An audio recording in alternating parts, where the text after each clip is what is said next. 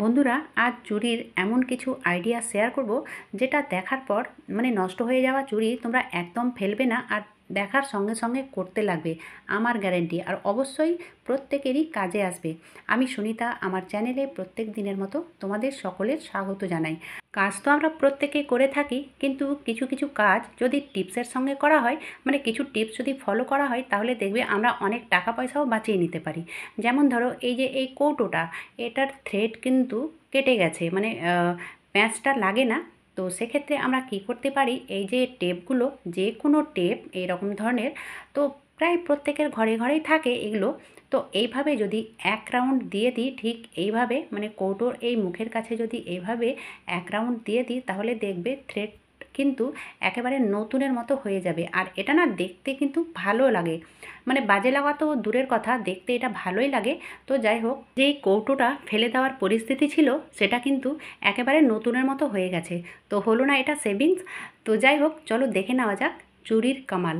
তো হ্যাঁ বন্ধুরা, এই যে চুড়িগুলো, এই মেটেলের চুড়ি হোক কিংবা যে কোনো চুড়িগুলো, শুধু কাঁচের চুড়ি বাদ দিয়ে, কারণ কাঁচের চুড়ি দিয়ে যদি করতে যাই তাহলে খাটুনিটাই হবে, কারণ যে কোনো সময় সেটা ভেঙে যেতে পারে। আর এই যে মেটেলের চুড়িগুলো থাকে, এগুলো দিয়ে আমরা পার্মানেন্ট এই কাজগুলো করে নিতে পারি। তো আমি এখানে বেশ কয়েকটা চুড়ি নিয়েছি, 6-7টে চুড়ি নিয়েছি। এবারে দেখো, এই যে টেপগুলো থাকে, তো এই টেপ দিয়ে এইভাবে একটার সঙ্গে একটা জয়েন্ট করব। এবারে ব্যাপার হচ্ছে, যাদের ঘরে যাদের হাতের কাছে টেপ নেই, তারা কি করবে? তো তাদের জন্য দুটো অপশান আছে, সেটাও আমি বলে দেবো। খুবই সহজ, এক পয়সাও খরচ হবে না। আর এটার থেকে যে দুটো পদ্ধতি আমি তোমাদের বলবো, সেটা কিন্তু আরও বেশি সহজ ও ভালো হবে। তো যাই হোক, প্রথমে আমি এটা দিয়েই করতে লাগলাম, কারণ এটাও খুব সহজ করতে হয়। তো এইভাবে আমি মোটামুটি 6-7টে চুড়ি, তো যতগুলো তোমরা করতে পারো, কোনো সমস্যা নেই। তো এই দেখো, এইভাবে আমি 6টা চুড়িকে জয়েন্ট করে নিয়েছি। করার পরে দেখো এটা কি কাজে লাগবে। যাদের ঘরে ছোট বাচ্চা কাচ্চা রয়েছে, তাদের ঘরে তো এটা অত্যন্ত প্রয়োজনীয় আর অত্যন্ত কার্যকরী হবে। কারণ এইভাবে যদি আমরা হ্যাং করে রাখি, আর তার মধ্যে দেখো, এই যে বাচ্চাদের ছোট ছোট প্যান্টগুলো থাকে কিংবা মোজা থাকে, কিংবা ছোট ছোট গেঞ্জি জামাগুলো থাকে, তো এইভাবে যদি আমরা হ্যাং করে রাখি, তাহলে দেখতে তো ভালো লাগবে। আর ব্যাপার হচ্ছে, খোঁজাখুঁজি করতে হবে না এই ছোট ছোট জিনিসগুলো। তো আমরা এইভাবে বাইরে কেন, আলমারির মধ্যেও রাখতে পারি, আর বাইরে যে কোনো জায়গায় আমরা এইভাবে হ্যাং করে রাখতে পারি। এবারে ব্যাপার হচ্ছে, চুড়ি তো মেটেলের, কিন্তু আমি যে ব্ল্যাক টেপ দিয়ে আটকেছি, সেটা কিন্তু পার্মানেন্ট নয়, কারণ যে কোনো সময় সেটা খুলে যেতে পারে আমার মতে। আর এইভাবে যদি কোনো শক্ত সুতো দিয়ে বাঁধা হয়, আমি যেমন ডবল করে উল নিয়েছি আর এভাবে প্রত্যেকটাকে বেঁধে নিয়েছি, এটা কিন্তু পার্মানেন্ট, খুলবে না। যতই টানাটানি করি, কোনো মতে খুলবে না আর কি। তো একটা শক্ত সুতো দিয়ে যদি এইভাবে বেঁধে নেওয়া হয়, তাহলে এটা বেশি মজবুত হবে।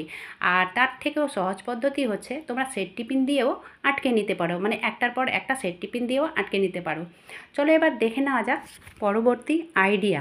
তো এই যে থার্মোকলগুলো, এগুলো প্রত্যেকের ঘরে ঘরে থাকে, আর যেখানে সেখানে পড়ে থাকে, আমরা তো ফেলে দিই। কিন্তু এই থার্মোকলগুলো আমরা কাজে লাগিয়ে নিতে পারি, অত্যন্ত কাজের জিনিস এটা তৈরি করব। তো এখানে নিয়েছি আমি এই যে মোবাইলের খাপগুলো থাকে, এগুলো কিন্তু অনেকটাই শক্ত, সবাই জানো। তো মোবাইলের খাপ আমি এই থার্মোকলের ওপরে দিয়ে দিলাম, আর এটা মাপ করে প্রথমে দাগ দিলাম, কাট করার জন্য। তারপরে দেখো, এইভাবে এটা কাট করে নেব। এটা যদি ব্লেড দিয়ে কাট করা হয়, তাহলে কাট করাটা বেশি ভালো হয়। সেই কারণে আমি এই ব্রাশের মুখে একটা ব্লেড চিপকে রেখেছি, আগুনে ব্রাশের মুখটাকে পুড়িয়ে, আর অর্ধেকটা ব্লেড আটকে রেখেছি এই কাজগুলো করার জন্য। তো চলো, এই থার্মোকলটাকে কেটে নিয়েছি। কাটার পরে কি করব, এটা আমি এই খাপটার মধ্যে ভরে দেব। আর এটা খুব সুন্দর একটা অর্গানাইজার তৈরি হবে, যেটা আমাদের দেখতে তো ভালো লাগবেই, আর কাজেরও অনেকটাই সুবিধে হয়ে যাবে। তারপরে এই যে নষ্ট হয়ে যাওয়া পেনগুলো, এই পেনগুলো আমি তুলে রেখেছিলাম, আর এগুলোকে অর্ধেক করে নেব। খুব সহজে এগুলো ভেঙে যায়, কোনো সমস্যা হবে না। একটুখানি চিরে দিলেই, একটুখানি ব্লেড দিয়ে বা চাকু ছুরি দিয়ে একটুখানি এরকম করে দিলেই কিন্তু খুব সহজে এগুলো ভেঙে যায়।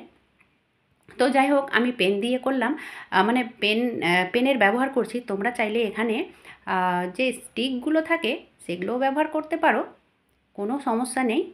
এবারে চলো এটা কি করব। এই যে থার্মোকলটাকে সেট করেছি এই খাপের মধ্যে, এর মধ্যে এই পেনগুলোকে দিয়ে দেব, মানে ভালো করে টাইট করে ভরে দেব। তো আমি যেদিকে কাট করেছি সেই দিকেই ভেতর দিকটা করছি, মানে ভরে দিচ্ছি আর কি, ঠিক এইভাবে।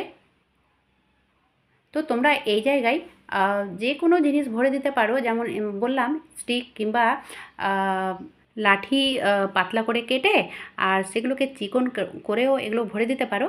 এই দেখো এবারে চলো এটা কী কাজে আসবে। তো এর আগে আমি তোমাদের সঙ্গে শেয়ার করেছিলাম যে এই সুতোগুলো রাখার জন্য এরকম ধরনের খাপে আমরা রাখতে পারি, তাহলে একদিকে সুতো আর ছুঁচ বোতাম রেখে দিতে পারি, আর আমি সেভাবে রেখেছিলাম। তো কিন্তু বন্ধুরা এই যে এই আইডিয়াটা ভীষণই ভালো, কারণ সুতোগুলো এইভাবে থাকবে আর আমাদের সুতো টানতেও অসুবিধা হবে না। আর ব্যাপার হচ্ছে সুতোগুলো একটার সঙ্গে একটা জয়েন্ট লাগবে না। তো ভীষণই ভালো একটা আইডিয়া, তোমরা এভাবে করে রাখতে পারো, কারণ অনেকগুলো সুতো প্রায় প্রত্যেকের ঘরে ঘরেই থাকে এই অনেকগুলো সুতোগুলো। তো এইভাবে করে রাখলে কোনো মতে একটার সঙ্গে একটা জয়েন্ট লাগবে না। এবারে ব্যাপার হচ্ছে ছুঁচটা কোথায় রাখবো। তো ছুঁচ রাখারও খুব সহজ পদ্ধতি, এর যে ঢাকনাটা রয়েছে না, তো এতেই সেট করে দেব সেই ছুঁচগুলো। তার জন্য লাগছে এই যে ডবল সাইডের টেপগুলো থাকে, সেটা আমি খানিকটা এখানে চিপকে দিলাম, আর যতগুলো ছুঁচ থাকবে সেই এইভাবে ডবল সাইড টেপের ওপরে রেখে দিতে হবে। তাহলে কোনো মতে পড়ে যাবে না, আর আমাদেরকে খোঁজাখুঁজিও করতে হবে না। আর যখনই এই খাপটা খুলবো ছুঁচ সুতো একসঙ্গে পেয়ে যাব। এই দেখো, তোমরা এই আইডিয়াটাও কাজে লাগিয়ে নিতে পারো। চলো এবার দেখে নেওয়া যাক পরবর্তী টিপস। তো এই যে জিরে, ধনে, গোলমরিচ কিংবা আমচুর পাউডার, যে কোনো মশলা করে নেওয়ার পদ্ধতি, কারণ তার সঙ্গে যদি আমরা এই লঙ্কা গুঁড়োটা করি তাহলে কিভাবে আমাদের সেটা করা উচিত। তো অবশ্যই প্রথমে আদার্স যে মশলাগুলো রয়েছে সেগুলো করে নেওয়ার পরে এই লঙ্কা গুঁড়োটা করতে হবে, তাহলে কিন্তু হাত জ্বালা থেকে আমরা অনেকটাই বেঁচে যাব। আর ব্যাপার হচ্ছে লঙ্কা গুঁড়োটা যদি আগে করে নিই আর বাকি মশলাগুলো যদি পরে করি তাহলে কিন্তু অনেকটাই অসুবিধে হয়ে যাবে আমাদের। হাত জ্বালা তো করবেই, আর বাকি মশলাগুলোতেও সেই ঝালটা চলে আসবে। আর মশলাগুলো করার পরে মানে মিক্সার জারটা কিভাবে পরিষ্কার করব, এটাকে যদি এখন মাজা ঘষা করতে যাই তাহলে অবশ্যই হাতটা জ্বালা করবে। তো যেটা করা উচিত, খুব সহজ পদ্ধতি। তো এখানে দিয়ে দেব প্রথমে 1 গ্লাস জল, তারপরে এইভাবে এর হ্যান্ডেলটা ধরে আর জলটাকে ফেলে দিলাম, তাহলে হাত লাগলো না। তারপরে যেটা করতে হবে সেটা হচ্ছে আরও খানিকটা জল দিয়ে দিলাম, দেওয়ার পরে এটাকে মানে কয়েক সেকেন্ড ব্লেন্ড করে নেব, মানে ঘুরিয়ে নেব আর কি। তো এইভাবে যদি ঘুরিয়ে নেওয়া হয় তাহলে ভেতরে যে ব্লেডটা রয়েছে তার এদিকে ওদিকে যদি সেই লঙ্কা গুঁড়োটা ঢুকে থাকে না, তো খুব সহজে বেরিয়ে চলে আসবে। আর জারটাও ক্লিন হয়ে যাবে। তারপরে যখন এই জারটা মাজা ঘষা করব তাহলে কোনো মতে হাত আমাদের জ্বালা করবে না। তো অবশ্যই সব মশলা করে নেওয়ার পরে লঙ্কা করবে, আর লঙ্কাটা করে নেওয়ার পরে এইভাবে জারটাকে ক্লিন করে নেবে। আজকের ভিডিওটা যদি তোমাদের ভালো লেগে থাকে তাহলে অবশ্যই ছোট্ট একটা লাইক করে দিও, আর যদি প্রয়োজনীয় মনে হয় তাহলে বন্ধুবান্ধব, পাড়া প্রতিবেশী, আত্মীয় স্বজনের মধ্যে বেশি বেশি শেয়ার করে দিও। আজকের মতো এখানেই শেষ করলাম। এতক্ষণ আমার ভিডিও দেখার জন্য অসংখ্য ধন্যবাদ।